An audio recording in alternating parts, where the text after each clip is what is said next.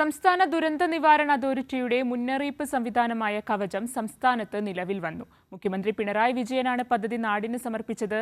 രാജ്യത്ത് തന്നെ ആദ്യമായാണ് 24 മണിക്കൂറും പ്രവർത്തിക്കുന്ന മുന്നറിയിപ്പ് സംവിധാനമൊരുക്കുന്നത്.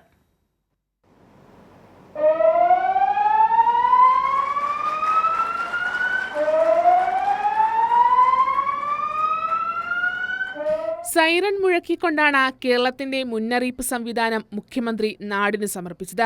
കേന്ദ്ര കാലാവസ്ഥാ വകുപ്പ്, geological survey of India, central water commission തുടങ്ങിയ ഏജൻസികൾ പുറപ്പെടുവിക്കുന്ന അതിതീവ്ര ദുരന്ത മുന്നറിയിപ്പുകൾ പൊതുജനത്തെ അറിയിക്കാനാണ് സൈറൺ സംവിധാനം തയ്യാറാക്കിയിരിക്കുന്നത്.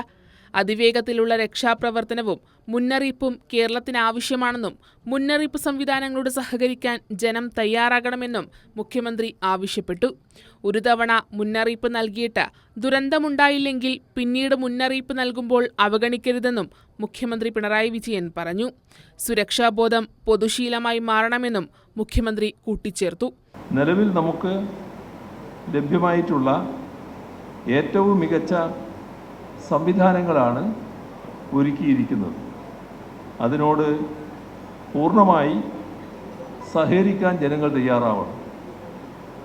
മാറി താമസിക്കേണ്ട ഘട്ടങ്ങളിൽ അതിന് യാതൊരു മടിയും കാണിക്കരുത്. നമ്മുടേതുപോലെ സങ്കീർണമായ ഭൂപ്രകൃതിയും കാലാവസ്ഥയുമുള്ള ഒരു നാട്ടിൽ മുന്നറിയിപ്പുകളെല്ലാം 100% കൃത്യതയാർജിക്കാൻ ശാസ്ത്രം ഇനിയും ഒരുപാട് പുരോഗതി കൈവരിക്കേണ്ടതുണ്ട്. 126 സൈറൺ സ്ട്രോബ് ലൈറ്റ് ശൃംഖല, അവ നിയന്ത്രിക്കുന്ന 93 VPN ബന്ധിത എമർജൻസി ഓപ്പറേഷൻ സെന്ററുകൾ, അവയുടെ ഡിസിഷൻ സപ്പോർട്ട് സോഫ്റ്റ്വെയർ, ബൃഹത്തായ ഡാറ്റാ സെന്റർ എന്നിവ അടങ്ങുന്നതാണ് കവചം. ദേശീയ ദുരന്ത നിവാരണ അതോറിറ്റി, ലോകബാങ്ക് എന്നിവയുടെ സാമ്പത്തിക സഹായത്തോടെയാണ് പദ്ധതി നടപ്പിലാക്കിയത്.